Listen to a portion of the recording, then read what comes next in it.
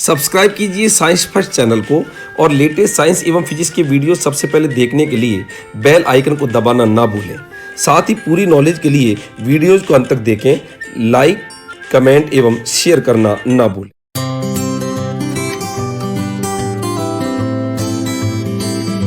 नमस्कार दोस्तों, स्वागत है आपका साइंस फर्स्ट चैनल के अंदर। दोस्तों, कहते हैं कि बदल जाओ वक्त के साथ या वक्त बदलना सीख लो। बदल जाओ वक्त के साथ या वक्त बदलना सीख लो, मजबूरी को मत कोसो और हाल में चलना सीख लो। जी हां दोस्तों, हमेशा मनुष्य को चाहे कैसी भी स्थिति और परिस्थिति है उसको हमेशा गतिमान रहना चाहिए, डायनामिक रहना चाहिए। और गतिशीलता ही उसकी वास्तविकता में खुद की जिंदा दिली होती है। यही वास्तविकता में उसके जीवन का अर्थ होता है। यही वास्तविकता में बताता है कि मनुष्य जो है उसके अंदर आगे बढ़ने की शक्ति और सामर्थ्य है। दोस्तों, आज हम यहां पर गति के प्रकार समय के आधार पर पढ़ेंगे।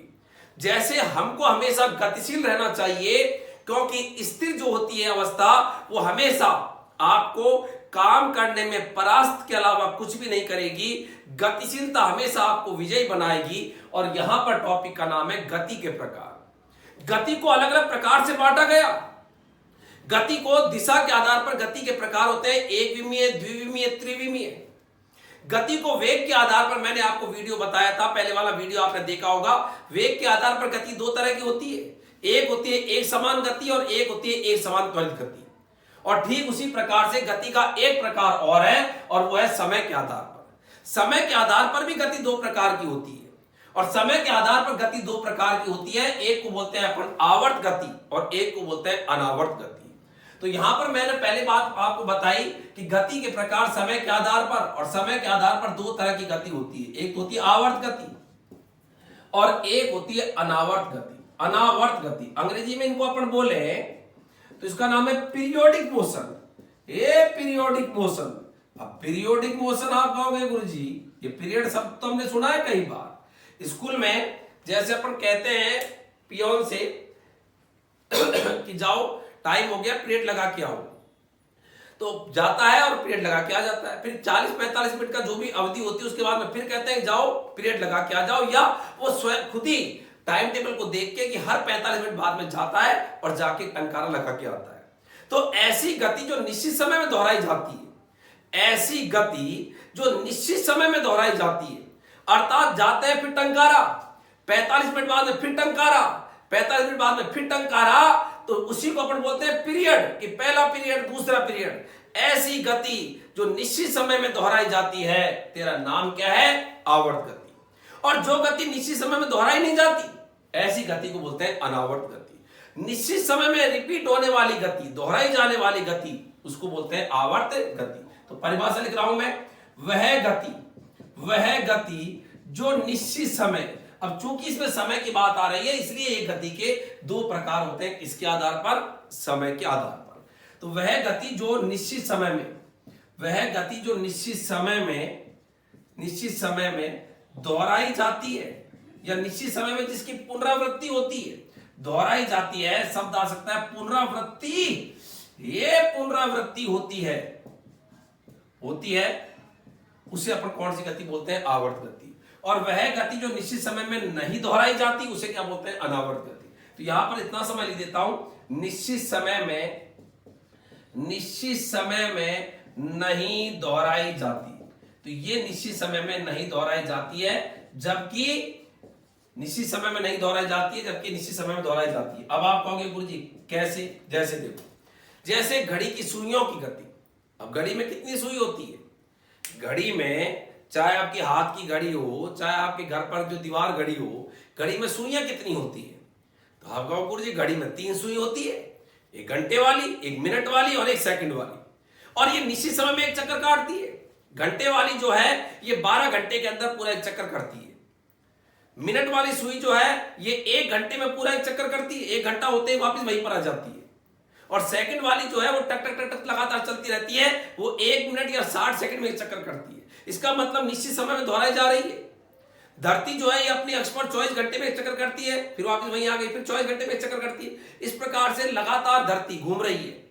किसी भी ग्रह के चारों ओर उपग्रह की गति वो निश्चित समय में होती है, तो ग्रह के चारों ओर उपग्रह की गति पंखा चलाते हैं और पंखे के ब्लेड एक निश्चित समय के बाद में वापस वहीं पर आ जाते हैं जिस जगह पर होते हैं। तो ब्लेडों की गति, ये सभी गति जो होती है, ये सभी गति कैसी गति होती है? आवर्त गति। तो आवर्त गति के एग्जांपल मैं यहां पर बता रहा हूं। घड़ी की सुइयों की गति, घड़ी की सुइयों की गति, ग्रह के चारों ओर उपग्रह की गति, ग्रह के चारों ओर उपग्रह की गति, ग्रह को बोलते हैं प्लेनेट, उपग्रह बोलते हैं सैटेलाइट, ग्रह के चारों ओर उपग्रह की गति। और यदि अपन बात करें पृथ्वी की अपनी अक्ष पर गति, पृथ्वी की अपनी अक्ष पर गति। और बात करें पंखों में ब्लेडों की गति, ये भी बताओ कैसी गति है? बोलो, ये आवर्त गति है। और यदि अपन बात करें सरल लोलक की गति, तो थोड़ा सा मैं जगह कर देता हूं यहां पर, उसके बाद में मैं अन्य एग्जांपल्स लिख रहा हूं। सरल लोलक की गति, तो आगे उदाहरण है इसमें सरल लोलक की गति। सरल लोलक का मतलब पेंडुलम, सरल लोलक की गति। या यूं भी कह देता है कई बार पृथ्वी के चारों ओर चंद्रमा की गति, पृथ्वी के चारों ओर चंद्रमा की गति, पृथ्वी के चारों ओर चंद्रमा की गति। वैसे तो इसी में आ गए ग्रह के चारों ओर ग्रह की गति में, लेकिन अलग से भी पूछ लेता है। तो पृथ्वी के चारों ओर चंद्रमा की गति, ये भी इसके उदाहरण है। तो यहां पर ये सब की सब जो गति होती है, ये सब की सब गति कौन सी गति कहलाती है? आवर्त गति। तो आवर्त गति का मतलब होता है ऐसी गति जो निश्चित समय में दोहराई जाती है, उनको अपन क्या बोलते हैं? आवर्त गति ये कहलाती है। अब यहां पर बात ये आती है गुरुजी, अनावर्त गति क्या होती है? अनावर्त गति वो गति होती है जो निश्चित समय में नहीं दोहराई जाती है। जैसे एक खिलाड़ी को अपन ने कहा कि जाओ पार्क के चारों ओर चक्कर लगा के आओ। अब पार्क के चारों ओर चक्कर लगाने गया, अब एक चक्कर तो लगा दिया उसने, पहला चक्कर तो लगाया 1 मिनट में ही, दूसरा चक्कर लगाया उसने 1.5 मिनट में, तीसरा चक्कर लगाता है 2 मिनट में, कभी चक्कर लगाता है आधे मिनट में ही, खटाते चक्कर लगा दिया। तो अलग अलग समय में चक्कर लगा रहा है। अब काम तो वही कर रहा है, चक्कर लगाना, लेकिन उसमें समय क्या है? अलग अलग। और बताओ ऐसी गति कैसी गति है? अनावर्त गति। तो यहां पर मैं लिख रहा हूं एग्जाम्पल, किसी व्यक्ति के द्वारा, व्यक्ति हो सकता है, खिलाड़ी हो सकता है, कोई भी हो सकता है, किसी व्यक्ति के द्वारा अलग अलग समय में मैदान के चारों ओर चक्कर लगाना, मैदान के चारों ओर चक्कर लगाना। तो मैदान के चारों ओर अलग अलग समय में चक्कर लगाना, ये भी बताइए कौन सी गति है? ये अनावर्त गति है। जैसे आप के द्वारा गेंद को फेंकना, तो यहां पर दिखेगा नहीं, तो थोड़ा सा मैं इसको मिटा के ऊपर ही लिख रहा हूं। तो आगे यहां पर एग्जांपल्स इसी में लिख देता हूं मैं, गेंद को फेंकना। अब बताओ जब आप गेंद को फेंकते हो,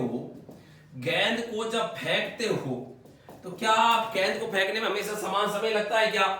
गेंद को कई बार तो अपने फेंक देते हैं, जल्दी पहुंच जाती है, और कई बार गेंद जाती है धीरे जाती है। तो गेंद को फेंकना, ये भी कैसी गति है? अनावर्त गति। तो ऐसी गति जो निश्चित समय में दोहराई जाती है उसका नाम है आवर्त गति। नाम इसका पीरियोडिक, पीरियड का मतलब जो निश्चित समय में दोहराई जाती है। स्कूलों में पीरियड एक निश्चित समय के बाद में दोहराया जाता है। तो एक ऐसी गति जो निश्चित समय में दोहराई जाती है उसे बोलते हैं आवर्त गति, और जो निश्चित समय में नहीं दोहराई जाती उसे बोलते हैं अनावर्त गति। जैसे धनुष जो है उस पर अपन ने तीर को खींचा, तो कभी तो आपने खटादेश खींच लिया, कभी उसने आपको धीरे खींचा। तो ऐसी स्थिति में, और खींचने पर छोड़ते हैं तो खींचने पर लगा फिर वापस वही आया, तो अलग अलग समय लगा। ऐसी गति सभी अनावर्त गति कहलाती है जो निश्चित समय में नहीं दोहराई जाती है। अब बात यहां पर यह आती है कि ये जो आवर्त गति है, ये आवर्त गति जो निश्चित समय में दोहराई जाती है, ये आवर्त गति, इससे एक गति बनती है, उसका नाम है दोलन गति। तो यहां पर आगे जो बात आती है, आवर्त गति से एक गति बनी दोलन गति। तो आप कहोगे गुरुजी ये क्या चीज है? तो देखो आप, काफी महत्वपूर्ण है टॉपिक, और इस टॉपिक के अंदर से बच्चे ला लो, आपके प्रतियोगी परीक्षाओं में क्वेश्चन पूछा हुआ है। रीट 2018 में, अर्थात इससे पहले शिक्षक भर्ती परीक्षा के अंदर भी इसमें से क्वेश्चन पूछा हुआ है। रीट 2018, इससे जस्ट पहले वाली रीट में से इसी टॉपिक में से क्वेश्चन पूछा हुआ है। तो प्रतियोगी परीक्षाएं जो लेटेस्ट की बात करें तो भी मैं बता रहा हूं इसमें से क्वेश्चन आते हैं। और ये जनरल साइंस का एक ऐसा टॉपिक है जो प्रतियोगी परीक्षा में इसमें से क्वेश्चन छाए रहते हैं, इसलिए आपको ये पूरा टॉपिक ढंग से समझ में आना चाहिए ताकि आप इसमें से क्वेश्चन को गलत न कर पाए। अच्छा, अब यहां पर बात ये आती है गुरुजी, आप बात कर रहे थे दोलन गति की, दोलन गति, ऑस्सिलेशन मोशन, और कई बार बच्चे इसको दोलन गति की जगह दौलनी गति बोल देते हैं। तो दोलन या दौलनी गति केवल प्रोनाउंसिएशन का फर्क है। अंग्रेजी में यदि दोलन गति बोलो, हिंदी में दोलन गति बोलोगे तो अंग्रेजी में नाम है ऑस्सिलेशन मोशन, और दौलनी गति बोलोगे तो नाम है ऑस्सिलेटरी मोशन। ऑस्सिलेशन मोशन या ऑस्सिलेटरी मोशन, दोलन गति, दौलनी गति क्या होती है? देखो, ये क्या होती है? एक आवर्त गति होती है। होती तो ये आवर्त गति है, लेकिन एक निश्चित बिंदु के इर्द गिर्द, बस इतनी सी बात है। निश्चित बिंदु के इर्द गिर्द, इर्द का मतलब इधर से उधर, निश्चित बिंदु के इर्द गिर्द होने वाली आवर्त गति को क्या बोलते हैं? दोलन गति। तो ऐसी आवर्त गति, परिभाषा देख रहे क्या लिख रहा हूं मैं? ऐसी आवर्त गति, ऐसी आवर्त गति जो निश्चित बिंदु के, जो निश्चित बिंदु के इर्द गिर्द, जो निश्चित बिंदु के इर्द गिर्द होती है, उसे अपन क्या बोलते हैं? दोलन गति। अच्छा, दूसरी बात इसमें क्या होती है दोलन गति में, जैसे यहां पर ये अपन ने एक लोलक लटका दिया। लोलक क्या होता है? लोलक सरल लोलक और एक होता है पिंड लोलक। दो तरह के लोलक होते हैं। सरल लोलक में तो सिंपल एक धागा लेना और धागे से एक गोलाकार संरचना लटका देना, इसका नाम है सरल लोलक। और एक होता है पिंड लोलक, उसमें क्या होता है? पूरा पूरा जो पिंड होता है वो पूरा पूरा, जैसे माना पिंडी ले लो और इस पिंड को अपन ठोक देते हैं और यही दोलन करता है पूरा पूरा पिंड, उसको बोलते हैं पिंड लोलक। अब ये सरल लोलक है। अब सरल लोलक जो है आपको पता है, जब इसको अपन गति कराएंगे तो इस प्रकार से गति करेगा ये। तो बताओ, ये हो गया निश्चित बिंदु, और निश्चित बिंदु के इर्द गिर्द गति कर रहा है। तो निश्चित बिंदु के इर्द गिर्द जो भी गति होती है, ऐसी गति कौन सी गति कहलाती है? दोलन गति कहलाती है। अब यहां पर बात ये आती है गुरुजी कि यहां पर इसके एग्जाम्पल्स क्या क्या है दोलन गति के? दोलन गति के एग्जाम्पल क्या क्या है? अच्छा, एक चीज और मैं बताऊं यहां पर, जैसे अपन ने इसको ऊंचा करके छोड़ा ताकि आपके एक कंफ्यूजन भी दूर हो जाए। जैसे अपन ने भाई ऐसे लटका हुआ, जब तो ये दोलन करेगा नहीं, थोड़ा ऊंचा करेंगे फिर छोड़ देंगे, और छोड़ते ही ये ऐसे गति करने लग जाएगा। तो जितना, अच्छा, पूरी एक गति होती है, जाना जाना नहीं। कई बच्चे तो कहते हैं गति का मतलब केवल जाना, ये क्या पूरी एक गति हुई है क्या? एक पूरा चक्कर हुआ है क्या? एक चक्कर जाना जाना नहीं होता, एक चक्कर होता है जाके आना। रट लेना हमेशा, जाना जाना नहीं, जाके आना, ये पूरे आपकी एक चक्कर या पूरी एक गति कहलाती है। तो ये दोलन यहां से यहां पर गया फिर वापस यहां पर आया, ये इसकी एक पूरा एक दोलन कहलाता है, पूरी एक दोलनी गति कहलाती है। अब इसको जाके आने में जितना समय लगा उतना ही फिर अगले में लगेगा, उतना ही फिर अगले में लगेगा, उतना ही फिर अगले में लगेगा। अब आप कहोगे गुरुजी कई बार तो ऐसे धीरे धीरे रुक ही जाता है। वो तब रुकता है जब वायु का प्रभाव होता है, वायु की वहां पर शांतता लगती है या कोई घर्षण लगता है, उसके कारण रुकता है। लेकिन यदि अपन घर्षण अवमंदन बलों को नगण्य मान ले, माना है ही नहीं, तो दोलन को, सरल लोलक को यदि एक बार गति कराएंगे तो हमेशा निश्चित समय में गति करता ही रहेगा। तो वो जब वायु की शांतता या घर्षण का जब प्रभाव आता है तब उसको अपन बोलते हैं अवमंदित गति। अवमंदित गति वो अलग से है।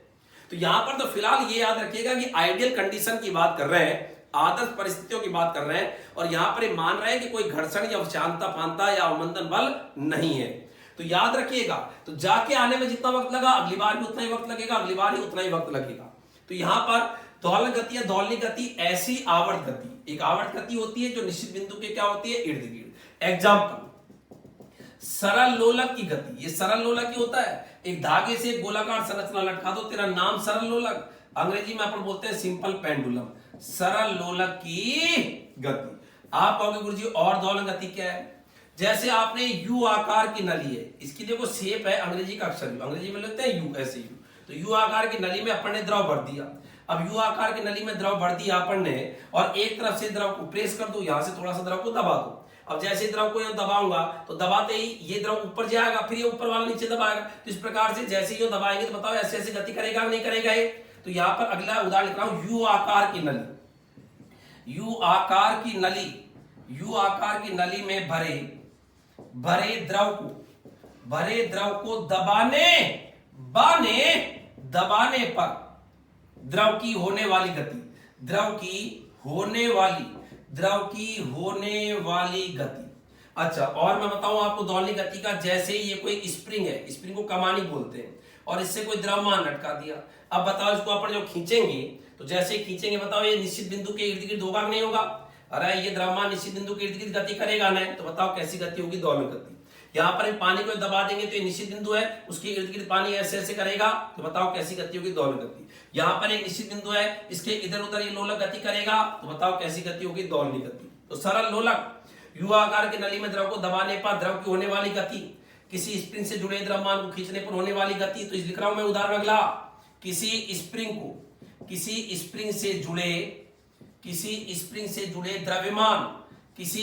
से जुड़े द्रव्यमान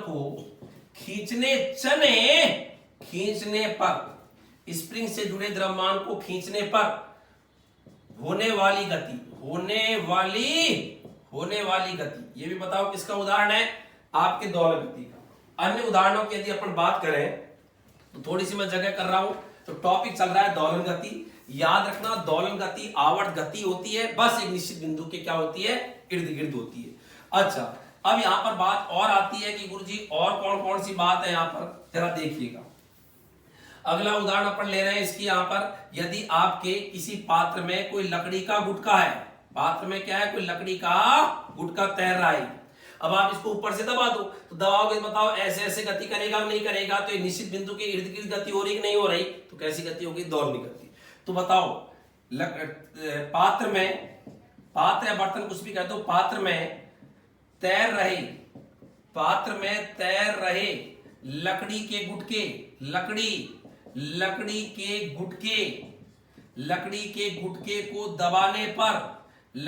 गुटके को दबाने पर होने वाली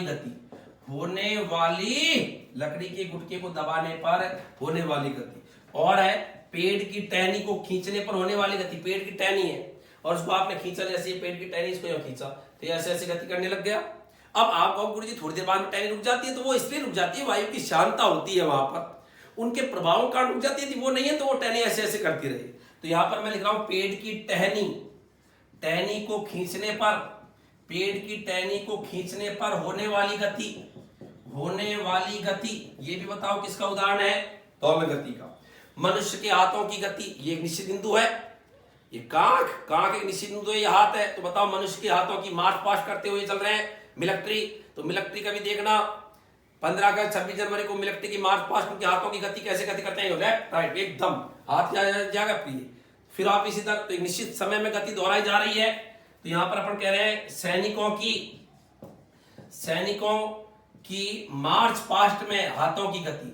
मार्च पास्ट का मतलब जब कदम मिला के चलते हैं ऐसे लेफ्ट राइट ये। तो सैनिकों की मार्च पास्ट में हाथों की गति। तो ये भी उसके आपकी कैसी गति कहलाती है? ये दोलनी गति का उदाहरण है। ऐसे ही आपके और उदाहरणों की यदि अपन बात करें कि ऐसे कौन कौन से और उदाहरण है, तो नदी में डूबती और उतरती नाव की गति। नदी में कई बार होता है नाव ऐसे ही यो इस प्रकार से करती है। तो नदी में डूबती वह और दूसरा ले लेता हूं, नदी में डूबती उतरती हुई नाव की गति। ये भी इसका उदाहरण है। अच्छा, आप कहोगे गुरुजी और कैसे उदाहरण है? तो और उदाहरण है जैसे आपने एक लोहे की एक पत्ती लेना और लोहे की एक पत्ती लेकर उसको दीवार पे ठोक देना। और यहां पर ऐसी स्थिति में ये जैसे कोई लोहे की पत्ती है और लोहे की पत्ती को अपन ने इस प्रकार से यूं दीवार में छोड़ते, फिर यूं एकदम यूं थोड़ा सा यूं करके छोड़ेंगे तो फिर यूं करेगी वो। तो ऐसी स्थिति में उसकी गति भी कैसी गति हो गई बताओ? दोलनी गति। तो यहां पर अगला उदाहरण मैं लिख रहा हूं, एक सिरे पर क्लैंप का मतलब बंधी हुई, एक सिरे पर क्लैंप लोहे की पत्ती को खींचने पर, लोहे की पत्ती दीवार में उसको एक थोड़ा सा बिल्कुल दृढ़ आधार से बंधी हुई है, क्यों खींचोगे फिर वो ऐसे कैसे करेगी? तो एक सिरे पर क्लैंप लोहे की पत्ती को छोड़ने पर होने वाली गति। आप कहो गुरुजी और उदाहरण कौन से हैं इसके? और उदाहरण आप देखो, वाष्प अपने जो इंजन होते हैं, इंजन में जो पिस्टन होता है, पिस्टन, तो पिस्टन ऐसे आगे पीछे जाता है, ऐसे टक टक टक टक टक टक टक टक। तो बताओ कैसी गति कर रहा है ये? दौड़नी गति, निश्चित बिंदु के इर्द गिर्द, ये निश्चित बिंदु उसके इर्द और गिर्द। तो यहां पर मैं लिख रहा हूं इंजन में पिस्टन, पिस्टन की अग्र और पश्च आगे पीछे करता है वो ऐसे ही हो, टुक टुक टुक टुक, इंजन का पिस्टन टुक टुक टुक टुक टुक टुक टुक। इंजन में पिस्टन की अग्र एवं पश्च, अग्र एवं पश्च दिशा में, अग्र एवं पश्च दिशा में होने वाली गति, दिशा में होने वाली गति, ये भी बताओ किसका उदाहरण है? बोलो बच्चों, आपके दोलन गति के उदाहरण है। तो ये आपके दोलन गति के मैंने उदाहरण बताए कि कैसे कैसे इसके उदाहरण होते हैं। अच्छा, अब यहां पर बात ये आती है कि यहां पर ये जो दोलन गति है और एक होती है आपके कंपन गति, दोलन गति, और एक होती है कंपन गति। उससे पहले कि मैं आपको कंपन गति और दोलन गति में फर्क बताऊं, यहां पर एक चीज मैं आपको बताना चाह रहा हूं। देखो, प्रत्येक दोलन गति आवर्त गति होगी। ध्यान से सुनना, महत्वपूर्ण बात है, कंफ्यूज हमेशा के लिए खत्म। प्रत्येक दोलन गति, दुनिया में कोई भी दोलन गति है ना, वो एक आवर्त गति होगी। मतलब आवर्त गति मतलब निश्चित समय में दोहराई जाएगी, दौड़नी गति। लेकिन दुनिया में प्रत्येक आवर्त गति दौड़नी गति हो, यह आवश्यक नहीं हो। जैसे घड़ी की सुइयों की गति, अब ये घड़ी की सुइयों की गति आवर्त गति तो है, लेकिन दौड़नी गति थोड़ी है, घड़ी की सुई तो चल रही है। जैसे एक समान वेग से चलते हुए वृत्ताकार मैदान पर गति, वृत्ताकार मैदान पर समान वेग से चल रहे हैं, तो ये वृत्ताकार वर्तुल गति तो है, अर्थात एक आवर्त गति तो है, निश्चित समय में गति दोहराई जा रही है, लेकिन ये दौड़नी गति नहीं है। जैसे पृथ्वी की अपनी अक्ष पर गति, अब पृथ्वी अपनी अक्ष पर 24 घंटे में एक चक्कर लगा रही है, तो ये आवर्त गति तो है कि वो निश्चित समय में दोहराई जा रही है। आवर्त गति का मतलब जो निश्चित समय में दोहराई जाती है। लेकिन क्या पृथ्वी दोलन कर रही है? क्या नहीं कर रही है। तो कहने का मतलब यह है कि दुनिया में प्रत्येक आवर्त गति दोलन गति हो, यह आवश्यक नहीं है, लेकिन प्रत्येक दोलन गति, दुनिया में कोई भी दोलन गति है, वो क्या होगी? बोलो, आवर्त गति। तो यहां पर एक महत्वपूर्ण बात मैं लिख रहा हूं नोट के रूप में। तो यहां पर मैं लिख रहा हूं नोट के अंदर, प्रत्येक दोलन गति, प्रत्येक दोलन गति कौमा आवर्त गति होती है, आवर्त गति होती है, परंतु प्रत्येक आवर्त गति दोलन गति हो, यह आवश्यक नहीं है। परंतु प्रत्येक आवर्त गति दोलन गति हो, कौमा यह आवश्यक नहीं है, यह आवश्यक नहीं है। आप कहोगे कैसे? कुछ एग्जांपल्स में बता रहा हूं। जैसे एग्जांपल यहां पर मैं बता रहा हूं, इसका एग्जांपल जैसे समान वेग से होने वाली वर्तुल गति, वर्तुल का मतलब वृत्ताकार गति को बोलते हैं वर्तुल गति, सर्कुलर मोशन। समान वेग से कोई घूम रहा है, समान चाल से बोल दो आप, समान चाल से कोई घूम रहा है, ऐसे ही हो, समान चाल से, तो समान चाल से घूम रहा है, निश्चित समय वापस वहीं आ जाएगा, फिर निश्चित समय में वापस वहीं आ जाएगा। तो समान चाल से होने वाली वर्तुल गति एक आवर्त गति है, एक आवर्त गति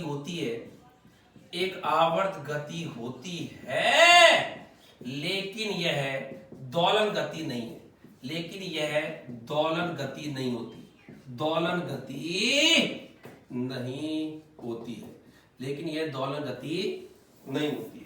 तो याद रखना, वर्तुल गति एक आवर्त गति है, परंतु दोलन गति नहीं है। ऐसे कैसे अन्य एग्जांपल्स की अपन बात करें, यहीं पे लिख देता हूं, दिख जाएगा थोड़ा सा, एक एग्जांपल और। पृथ्वी की अपनी, ये पहला एग्जांपल है, नंबर 2, पृथ्वी की अपनी अक्ष पर, पृथ्वी की अपनी अक्ष पर, पृथ्वी की अपनी अक्ष पर, पृथ्वी की अपनी अक्ष पर, अपनी अक्ष पर घूम रही है, पृथ्वी की अपनी अक्ष पर घूर्णन गति, घूर्णन गति, पृथ्वी की अपनी अक्ष पर घूर्णन गति आवर्त गति है, अपनी अक्ष पर घूम रही है, आवर्त गति है, परंतु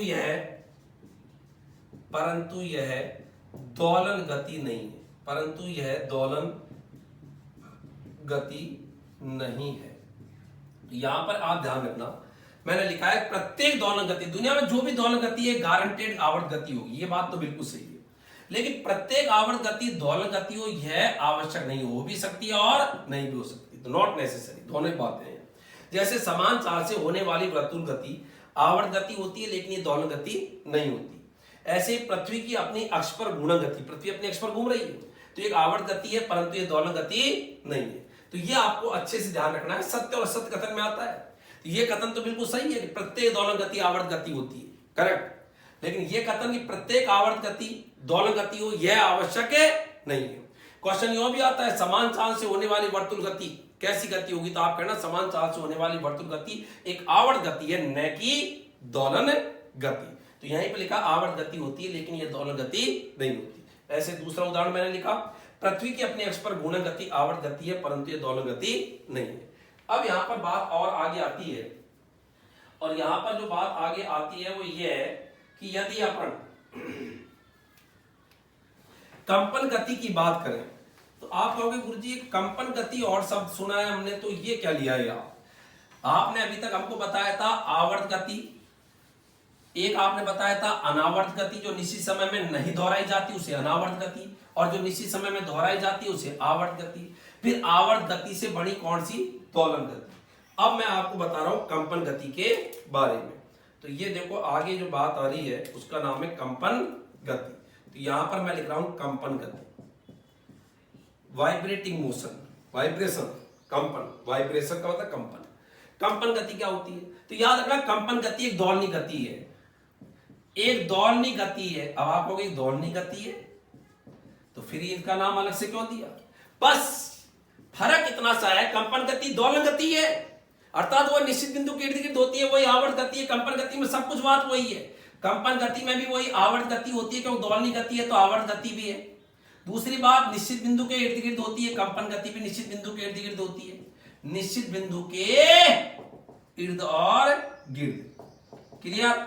तो देखो दोलन गति का मतलब ये होता है जो एक आवर्त गति होती है, दोलन गति का मतलब क्या होता है जो एक आवर्त गति होती है, और दूसरी बात निश्चित बिंदु के इर्द गिर्द होती है। तो आवर्त गति ऐसी आवर्त गति जो निश्चित बिंदु के इर्द गिर्द होती है उसी को अपन ने क्या बोला था, दोलनी गति। देखो ऐसी आवर्त गति जो निश्चित बिंदु के इर्द गिर्द होती है। तो कंपन गति में भी निश्चित बिंदु के इर्द गिर्द और आवर्त गति दोनों शब्द आते हैं, लेकिन एक बात इसमें और जुड़ जाता है। कंपन गति में, कंपन गति आप यूं मान लो जल्दी जल्दी होती है, एक तो उंगली देखो धीरे धीरे यूं जा रही है तो ये तो है दोलन गति निश्चित बिंदु के इर्द गिर्द, और एक उंगली यूं करे तन्ना टन कर रहे ऐसे ये तन तन करने लगे, आप कहो गुरुजी तो कंपन, ये तो कंपन है अर्थात जल्दी जल्दी गति हो रही है अर्थात आवर्ती ज्यादा है। ये आवर्ती क्या है शब्द ये अपन समझेंगे, आवर्ती आवर्त काल आयाम। बट यहां पर ध्यान दीजिएगा कि यदि कोई भी दोलन गति धीरे धीरे हो रही है ना तो दोलनी गति कहलाएगी, लेकिन यदि वो तेज होने लग गई ना तो फिर उसका नाम दोलनी गति ना होकर क्या बोलोगे, कंपन गति। तो यहां पर मैं इतनी सी बात कह रहा हूं कि कंपन गति एक दोलनी गति है अर्थात इसमें आवर्त गति निश्चित बिंदु के इर्द गिर्द दोनों बातें आती है, बट इसमें आवृत्ति अधिक होती है, आवृत्ति अधिक होती है। आवृत्ति अधिक का मतलब होता है ये तेज होती है अर्थात एक सेकंड में ज्यादा कंपन करती है। एक सेकंड में होने वाले कंपनों की संख्या को आवृत्ति बोलते हैं। एक सेकंड में 10 बार उंगली ऐसे हो जाती है, एक सेकंड में 10 बार, तो उसी को आवृत्ति बोलते हैं। आवृत्ति की परिभाषा भी यही आगे पढ़ेंगे, प्रति सेकंड होने वाले कंपनों की संख्या। इसमें आवृत्ति कम होती है, जो दोलन गति होती है इसमें आवृत्ति कम होती है, तो ये भी आपको ध्यान रखना है, आवृत्ति कम होती है। तो क्वेश्चन आता है आवृत्ति यदि कम है तो वो कहलाएगी दोलन गति, आवृत्ति ज्यादा है तो उसका नाम है कंपन गति।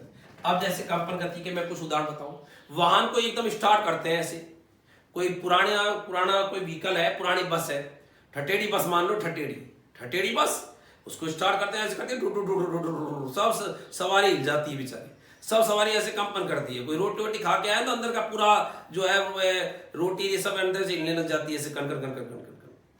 तो यहां पर ये क्या हुआ, तो यो हो रहा है तो ये कंपन गति। तो यहां पर क्या लिख रहा हूं मैं, वाहन को स्टार्ट करने पर, वाहन को स्टार्ट करने पर, ये भी वास्तविकता में पुराने वाहन जो ठटेड़े वाहन होते हैं, नए वाहन तो इतने नहीं करते कंपन, लेकिन पुराने वाहन को स्टार्ट करने पर होने वाली गति, स्टार्ट करने पर होने वाली गति, स्टार्ट करने पर होने वाली गति, बताओ कैसी गति का उदाहरण है, कंपन गति का। और एग्जांपल की बात करें, भूकंप आने पर होने वाली गति, भूकंप आने पर बिल्डिंग कंपन करती है ऐसे, तो भूकंप से होने वाली गति, भूकंप से होने वाली गति। ऐसे और उदाहरणों की बात करें, नीचे थोड़ा सा दिखने में दिक्कत आएगी, इसलिए यहाँ पर टॉपिक चल रहा है, ध्यान दीजिएगा कंपन गति है, तो यहाँ से नीचे फिर दिखने में थोड़ी दिक्कत आती है, इसलिए मैं वापस इधर ले रहा हूँ ऊपर। तो यहाँ पर टॉपिक चल रहा है कंपन गति, और कंपन गति के जो उदाहरण है इसको मैं राइट ऑफ कर देता हूँ यहाँ पर पूरा ही। कंपन जो गति है, इस कंपन गति के और उदाहरणों की यदि अपन बात करें तो ये और उदाहरण कौन कौन से हैं, तो टॉपिक चल रहा है कंपन गति, में हेडिंग भी डाल देता हूं, टॉपिक क्या चल रहा है, कंपन गति। और कंपन गति मैंने भी आपको बताया था दोलनी गति होती है जो अधिक आवृत्ति से होती है। उदाहरण मैंने क्या बोला, पुराने वाहनों को स्टार्ट करने पर होने वाली गति, भूकंप से होने वाली गति। और यदि अपन इसके एग्जाम्पल्स की बात करें तो आपने देखा होगा सितार गिटार के तार को खींचो एकदम झंझनाहट होगी, सितार गिटार का तार को एकदम खींचो तो यो करेगा एकदम। तो यहां पर अगली जो बात बता रहा हूं, sitar comma guitar, sitar guitar के तार, सितार गिटार के तार को खींचने पर, तार को खींचने पर होने वाली गति, खींचने पर होने वाली गति, ये भी बताओ कंपन गति है। और आपने कभी लेबोरेटरी में देखा होगा, इसको बोलते हैं स्वरित्र, अंग्रेजी में इसको फॉर्क कहते हैं, फॉर्क, स्वरित्र। स्वरित्र क्या होता है, इसमें दो भुजा होती है, एक हत्था होता है, रबड़ का एक पैड होता है, उससे इसके हत्थे को पकड़ के भुजाओं को क्यों मारते हैं तो इसकी भुजाएं कंपन करती है ऐसे।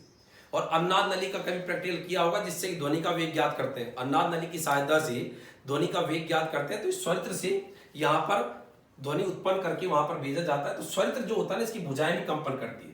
तो यहाँ पर मैं लिख रहा हूं स्वरित्र की भुजाओं, स्वरित्र की भुजाओं, स्वरित्र की भुजाओं को रबड़ पैड से मारने पर होने वाली गति, रबड़ पैड से मारने पर, रबड़ पैड से मारने पर होने वाली गति, रबड़ पैड से मारने पर होने वाली गति। बताओ कैसी गति होगी, ये भी कंपन गति होगी।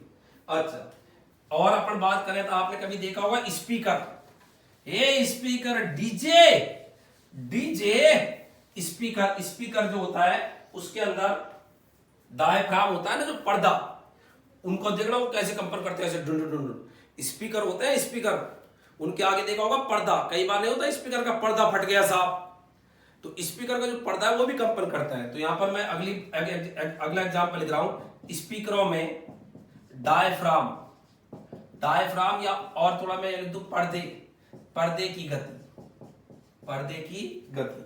और आपने कभी देखा हो, और मैं बताऊं आपको, कभी आपने देखा होगा गांव में ट्यूबवेल पर जब इंजन चलता है, तो इंजन चलता है तो उसके आसपास की भूमि देखो, आ गया याद, इंजन जब चलता है गांव में, देते ना हैंडल ऐसे ठक ठक ठक ठक ठक ठक ठक ठक ठक ठक ठक, और उसके बाद में आसपास की जो भूमि है वो कैसे करती है, कंपन करती नहीं करती, उसके आसपास कैसे करती रहती है।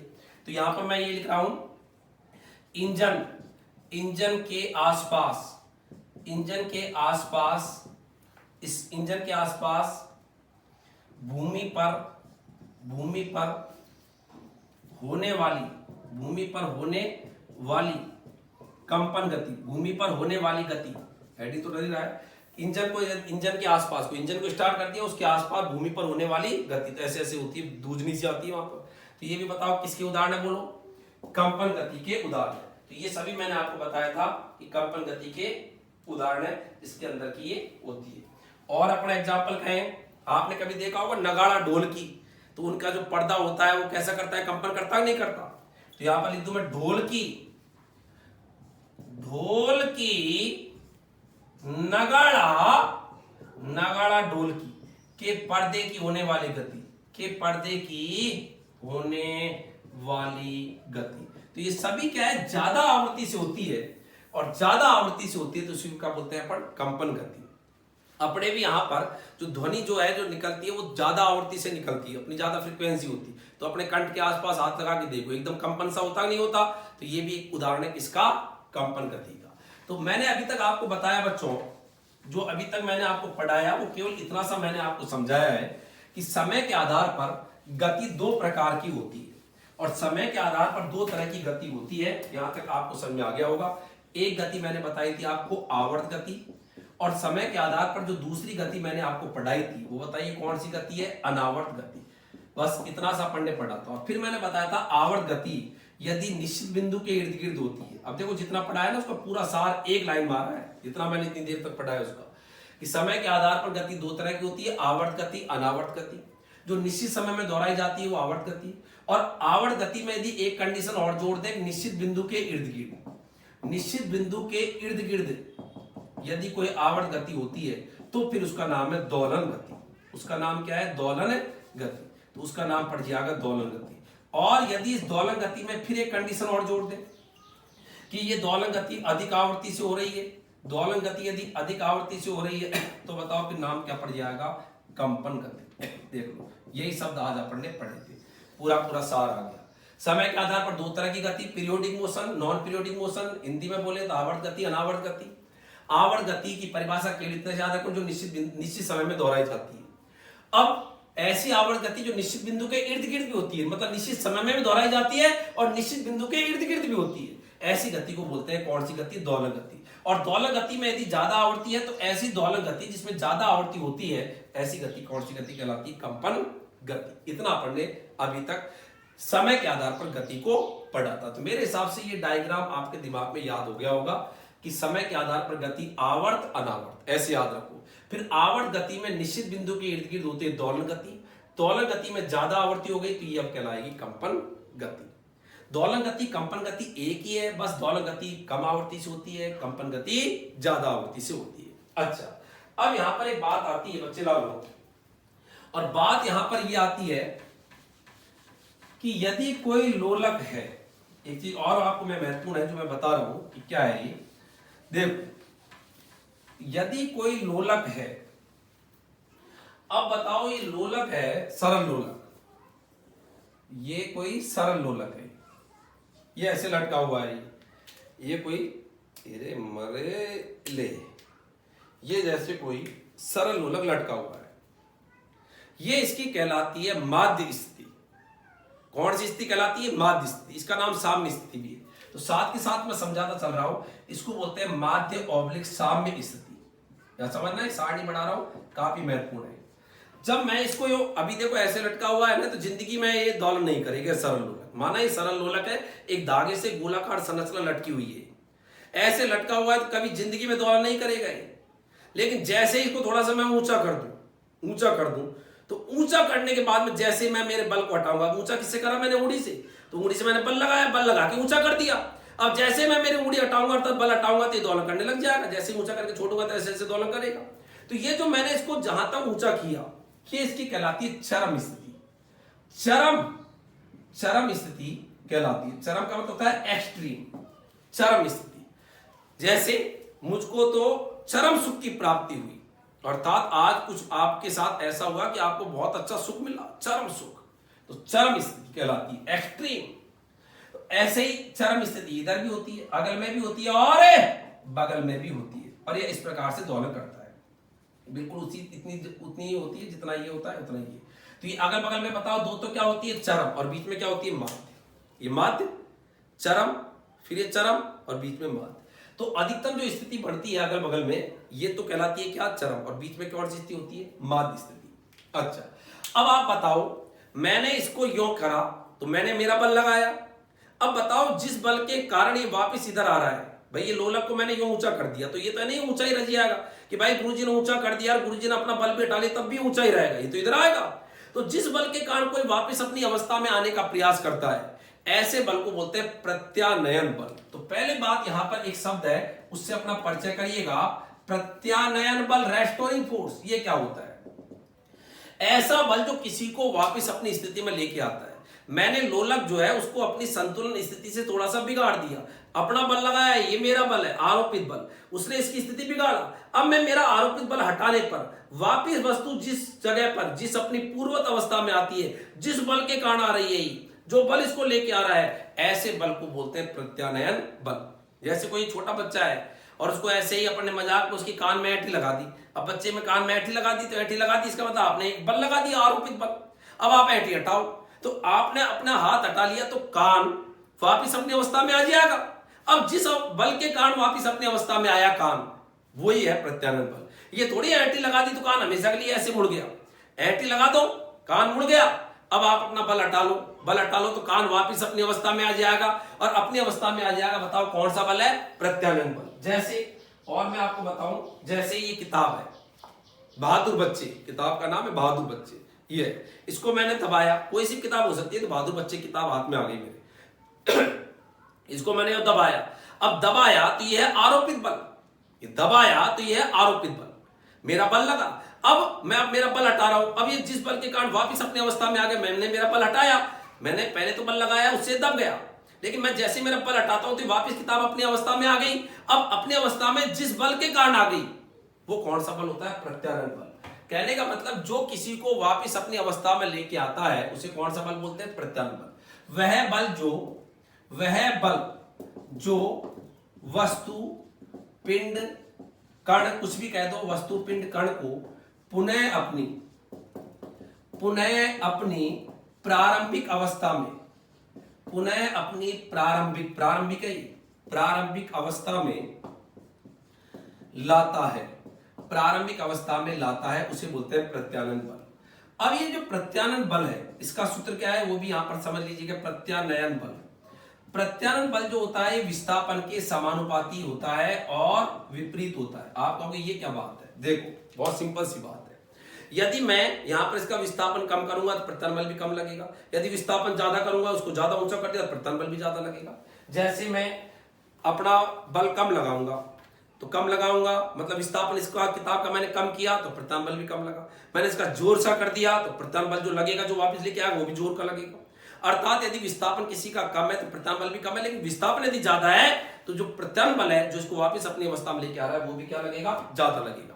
तो प्रत्यानयन बल विस्थापन के समानुपाती, समानुपाती मतलब यदि विस्थापन ज्यादा है, किसी को आपने ज्यादा, कान को आपने ज्यादा एटी लगा दी, अर्थात विस्थापन ज्यादा है तो प्रत्यानयन बल भी ज्यादा लगेगा जो वापस अपनी अवस्था में लेके आ रहा है कान को, और कान में एटी लगाई या पढ़ने कम है तो प्रत्यानयन बल भी क्या लगेगा? कम। और ये विपरीत होता है इसलिए माइनस। विपरीत का मतलब क्यों? जैसे मैंने इस किताब को दबाया इधर तो विस्थापन हुआ इधर, इधर हो रहा है विस्थापन, लेकिन प्रत्यानयन बल क्या इधर ही थोड़ी लगेगा? इधर ही लग जाए जब तो किताब और दब जाए। प्रत्यानयन बल लगेगा अपने विस्थापन के विपरीत, तो इधर लगेगा। तो विस्थापन तो हो रहा है इधर, यो इधर की तरफ, यो तो यो दबा विस्थापन। अब प्रत्यानयन बल क्या करेगा? वापस अपनी अवस्था में लेके आएगा तो वो लगेगा इधर। जैसे मैंने लोलक को अपन ने ऊंचा कर दिया इधर तो मैंने विस्थापन करा इधर, अब बताओ प्रत्यानयन बल किधर लगेगा? वापस अपनी अवस्था में लेके आएगा लोलक को तो प्रत्यानयन बल लगेगा इधर। तो प्रत्यानयन बल हमेशा विस्थापन के विपरीत लगता है, तो इसलिए माइनस का साइन है। बल को आप ऐसा एफ से लिखते हैं, समानुपाती माइनस, विस्थापन को एक्स से लिख रहा हूं, और जब इसको खोलते हैं तो यहां पर एक कांस्टेंट आता है। जब इस चिन्ह को खोलेंगे तब जन्म होगा, और जन्म होगा तो यहां पर बराबर और कुछ कांस्टेंट आएगा, माइनस ऐसे कैसे ही, और ये एफ बराबर माइनस के एक्स, और यहां पर के को बोलते हैं बल नियतांक। के का क्या नाम है बच्चों? बल नियतांक। और बताओ यहां से के बराबर क्या होगा? इससे बोलो, के बराबर क्या होगा? एफ बटे एक्स। के बराबर एफ बटे एक्स, माइनस की कोई जरूरत नहीं, मात्रक बता रहा हूं के का, तो मात्रक में माइनस का कोई रोल नहीं होता। के बराबर एफ बटे एक्स। तो बताओ यहां पर के का मात्रक, बताओ बल का मात्रक न्यूटन, विस्थापन का मात्रक मीटर, और न्यूटन मीटर इनवर्स। तो बल नियतांक का मात्रक होता है न्यूटन मीटर इनवर्स। तो प्रत्यानयन बल, रेस्टोरिंग फोर्स के बारे में पता चल गया होगा। वह बल जो वस्तु, पिंड या कण को पुनः अपनी प्रारंभिक अवस्था में लाता है उसे प्रत्यानयन बल बोलते हैं। आपको यह भी समझ में आ गया होगा कि बीच की जो स्थिति होती है उसे माध्य स्थिति बोलते हैं, अगल बगल में जो होती है उनको बोलते हैं चरम स्थिति कहते हैं। अब यहां पर एक सारणी में बता रहा हूं जो काफी महत्वपूर्ण है, तो अगली जो बात है वो जरा देखिएगा, इस सारणी क्या है। तो देखो आप, तो इसका मात्रक बल नियतांक का याद हो गया, न्यूटन प्रति मीटर बोल दो, न्यूटन मीटर इनवर्स बोल दो, एक ही बात। अब यहां पर एक सारणी का अपन निर्माण कर रहे हैं जो काफी महत्वपूर्ण है, ये और देखिएगा कि क्या है इस सारणी के अंदर, और इसको आप 2 ही मिनट में याद कर लोगे। एक बार तो पहले समझ लो, उसके बाद में इसको याद करने की आवश्यकता ही नहीं पड़ेगी, मैं बता दूंगा कैसे याद हो जाएगी। देखो ये वापिस मैं बना रहा हूं सरल लोलक। बताओ ये सरल लोलक की कौन सी स्थिति है? बोलो माध्य स्थिति। अगल बगल में 2 स्थिति बना दी मैंने, चरम, इधर भी और इधर भी, इधर भी जाएगा इधर भी जाएगा, ये कहलाती है चरम, लिख दिया मैंने चरम स्थिति। यहां पे भी मैं लिख रहा हूं चरम स्थिति, अगल बगल में 2 चरम स्थिति, यहां से लटका हुआ है, लटकने वाली जगह बोलते हैं निलंबन बिंदु, आलंबन बिंदु जहां से लटका हुआ है। अब यहां पर मैं एक सारणी बना रहा हूं। आप कहोगे गुरुजी सारणी बना रहे हो तो जरा जगह करके और पहले खींचो तो सही। तो ये मैंने यहां पर इसका ये खींच दिया। अब देखो यहां पर अपन लिख रहे हैं भौतिक राशि, सारणी का कॉलम भौतिक राशि, उसके बाद में आगे लिख रहा हूं मैं अधिकतम मान, अगले वाले कॉलम में लिख रहा हूं मैं अधिकतम मान मैक्सिमम वैल्यू, शॉर्ट में लिख दूं मैक्सिमम बहुत है, मैक्सिमम समझ जाइए। यहां पे मैं लिख रहा हूं न्यूनतम मान को मैं वो लिख रहा हूं मिनिमम वैल्यू, मिनिमम का मतलब न्यूनतम मान।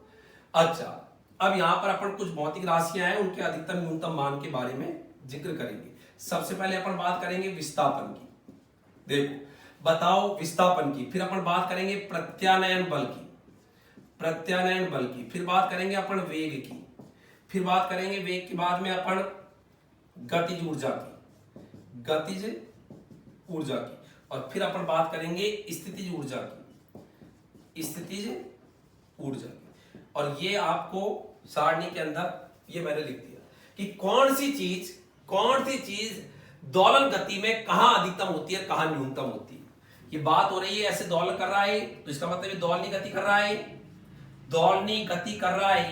दोलनी गति में कौन सी भौतिक राशि कौन सी जगह पर अधिकतम होती है, कौन सी न्यूनतम होती है, उसका अपन जिक्र कर रहे हैं। तो देखो ये माध्य स्थिति है।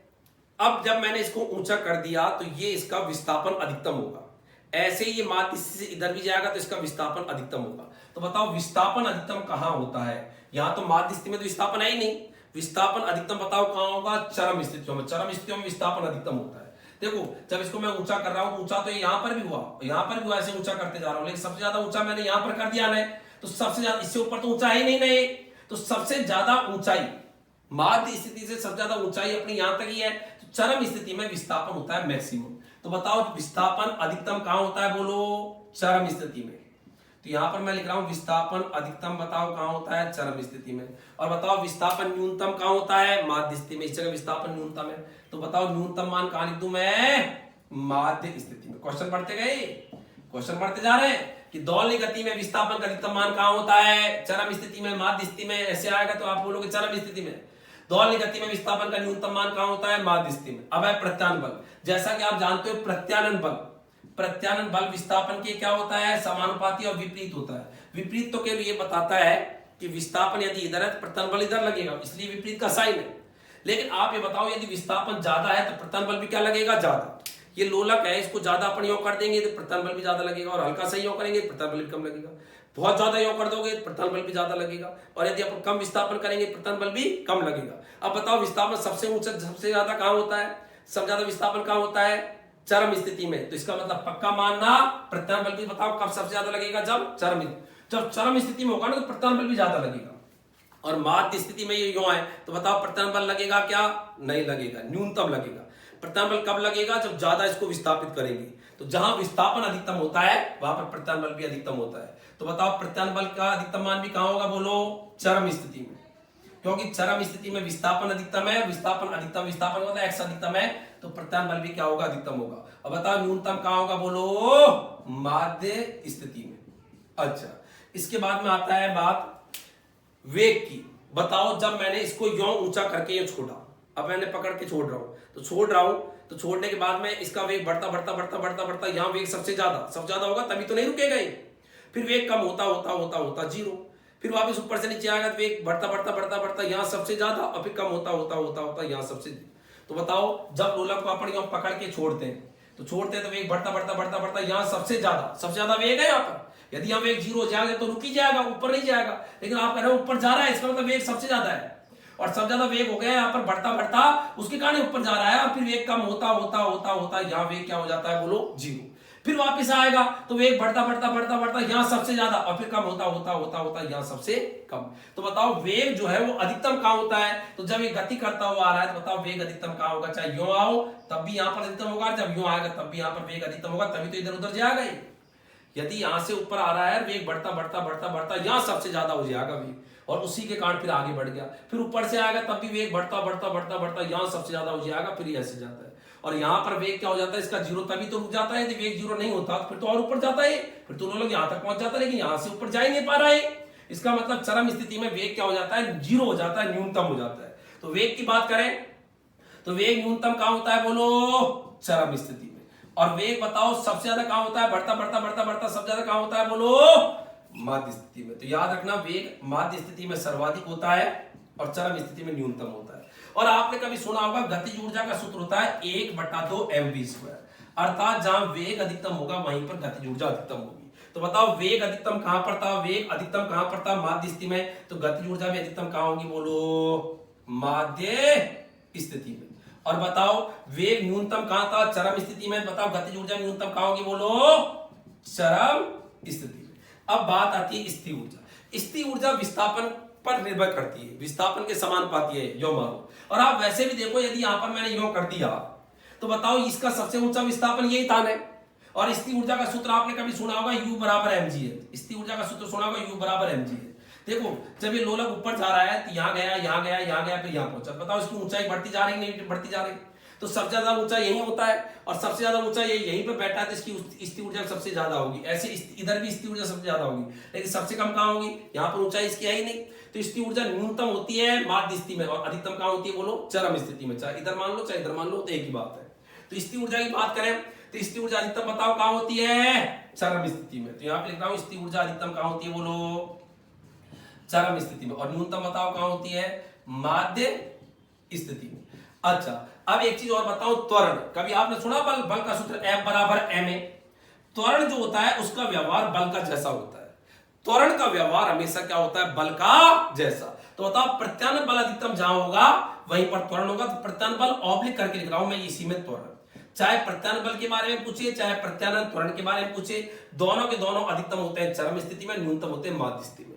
आप यूं समझ लो त्वरण का मतलब होता है वेग में परिवर्तन, और तेजी से वेग में परिवर्तन बताओ कहां होगा, यहां पर। जैसे ही आएगा नहीं हो और वेग कम होता होता होता यहां एकदम झटके से जीरो हो जाएगा। तेजी से वेग एकदम कम होके जीरो हो गया।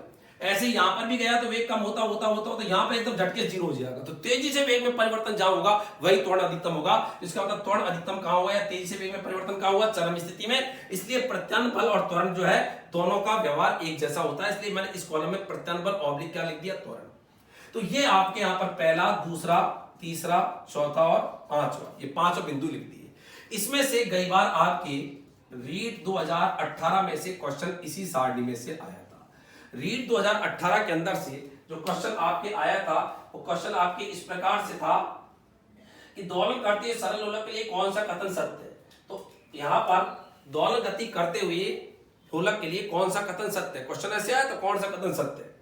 तो कथन सत्य है तो वहां पर ऐसे दिए थे, जैसे माध्य स्थिति में, ये माध्य स्थिति है, माध्य स्थिति में गतिज ऊर्जा न्यूनतम होती है, जबकि माध्य स्थिति में तो गतिज ऊर्जा, ये देखो माध्य स्थिति में तो गतिज ऊर्जा अधिकतम होती है लेकिन गति न्यूनतम होती है। तो ऐसे कथन दिए थे।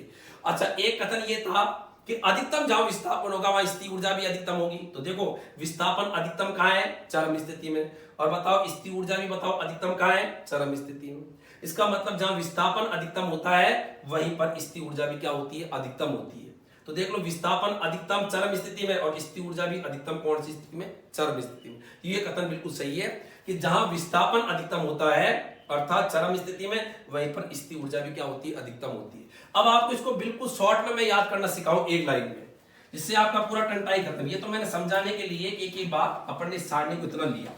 अब इसमें इतना सा याद रखो आपको, देखो विस्थापन ऐसे याद रखो, विस्थापन कॉमा बल कॉमा त्वरण, विस्थापन बल त्वरण और स्थितिज ऊर्जा, ये चारों के चारों का व्यवहार एक जैसा है। विस्थापन बल त्वरण और स्थितिज ऊर्जा का व्यवहार क्या है, एक जैसा। और ये चारों के चारों मैक्सिमम होते हैं चरम स्थिति में और चारों के चारों न्यूनतम होते हैं, मिनिमम होते हैं माध्य स्थिति में। और वेग और गतिज ऊर्जा का व्यवहार एक जैसा होता है। ये आपका पूरी सारणी का सार यही लिख दिया। वेग और गतिज ऊर्जा, वेग और गतिज ऊर्जा, बताओ वेग और गतिज ऊर्जा मैक्सिमम कहां होंगे, चरम स्थिति में। वेग और सॉरी माध्य स्थिति में। वेग और गतिज ऊर्जा मैक्सिमम कहां होंगे, माध्य स्थिति में। और न्यूनतम कहां होंगे, न्यूनतम मतलब मिनिमम, मिनिमम कहां होंगे बोलो, चरम स्थिति में। देखो यहां पर भी देखो, देखो विस्थापन बल त्वरण और स्थितिज ऊर्जा चार लिए। देखो देखो विस्थापन बल त्वरण भी इसी में आ रहा है, विस्थापन बल त्वरण और स्थितिज ऊर्जा। देखो 1 2 3, इसमें दो चीज आ गई तो 1 2 3 और 4, चारों का व्यवहार देखो, चरम माध्य और इसमें देख लो चरम माध्य। इसका मतलब विस्थापन बल त्वरण स्थितिज ऊर्जा बताओ मैक्सिमम कहां होती है। विस्थापन देखो चाहे बल देखो चाहे त्वरण देखो चाहे स्थितिज ऊर्जा बताओ मैक्सिमम कहां होती है, बोलो चरम स्थितियों में। सही है। और बताओ ये विस्थापन, बल, त्वरण और स्थिर ऊर्जा बताओ न्यूनतम कहाँ होती है? माध्य स्थिति में। तो यहाँ भी माध्य, यहाँ पर भी माध्य, यहाँ पर भी माध्य, तो न्यूनतम कहाँ होती है? माध्य स्थिति में। और बताओ वेग गतिज ऊर्जा मैक्सिमम कहाँ होता है? वेग और गतिज ऊर्जा व्यवहार एक जैसा है, देख लो। वेग और गतिज ऊर्जा बताओ माध्य स्थिति में, ये भी माध्य स्थिति में क्या होते हैं? अधिकतम। और बताओ चरम स्थिति में दोनों क्या होते हैं? बोलो, न्यूनतम। तो वेग गतिज ऊर्जा माध्य स्थिति में अधिकतम होते हैं और चरम स्थिति में क्या होते हैं? न्यूनतम। तो आपको इसकी इतनी बड़ी सारणी की जरूरत नहीं है, आप तो इतना से याद रखें कि 4 भौतिक राशियां, विस्थापन, बल, त्वरण और स्थिति ऊर्जा। विस्थापन से और आगे बढ़ो, बल, त्वरण और उसके बाद में स्थिति ऊर्जा, सबका मान अधिकतम होता है चरम स्थिति में। बस इतना भी याद है ना, अधिकतम होता है चरम स्थिति में, तो अपने आप याद रह जाएगा। न्यूनतम का होता है माध्य स्थिति में। और अब ये 2 बच गई, वेग और गतिज ऊर्जा, इनमें उल्टा बोलना है। इनका अधिकतम मान बताओ, इनका अधिकतम मान कहां था? चरम में। और इनका अधिकतम मान कहां होता है? माध्य में। इनका न्यूनतम मान था माध्य में, इन चारों का, जबकि इन दोनों का न्यूनतम मान कहां होगा? चरम में होगा। तो ये आपको यहां पर मैंने बताया था कि कैसे दोलन गति में कौन सी भौतिक राशि का मान ज्यादा होता है और कौन सी भौतिक राशि का मान कहां पर कम होता है। तो ये भौतिक राशियां लिखी है 1 2 3 4 5, और यहां बल के साथ मैंने त्वरण को भी अटैच कर दिया, अलग से बढ़ाने की जरूरत नहीं है। तो 1 2 त्वरण आ गए, 3 4 5 6 भौतिक राशियां, उनके अधिकतम मान कहां कहां होते हैं, न्यूनतम मान कहां होते हैं, मैंने टेबल भी बढ़ा दिए। अन्यथा ये आपको सीधा इतना सा याद रखना है जिससे कि आपके दिमाग में हो जाएगी। मैंने आपको इसको डायग्राम की सहायता से भी समझा दिया। तो ये आज अपने बच्चों जो टॉपिक पढ़ा है उसका नाम था गति के प्रकार समय के आधार पर, और समय के आधार पर गति पढ़ी थी आवर्त अनावर्त। फिर अपन ने आवर्त गति के अंदर पढ़ी थी दोलन गति, और दोलन गति में यदि ज्यादा आवर्ती हो जाती है उसका नाम पड़ जाता है फिर कंपन गति। और उसके बाद में अपन ने पढ़ा था प्रत्यानयन बल, जो किसी को वापस अपनी अवस्था में लेके आता है, ऐसा बल होता है प्रत्यानयन बल। और तत्पश्चात अपन ने जब दोलन गति होती है तो उसके अंदर भौतिक राशियों के अधिकतम न्यूनतम मान कहां होते हैं, इतना पूरा इस टॉपिक के अंदर हमने पढ़ा था। आगे फिर आपसे एक नवीन टॉपिक के साथ मुलाकात होगी। धन्यवाद। जय हिंद, जय भारत।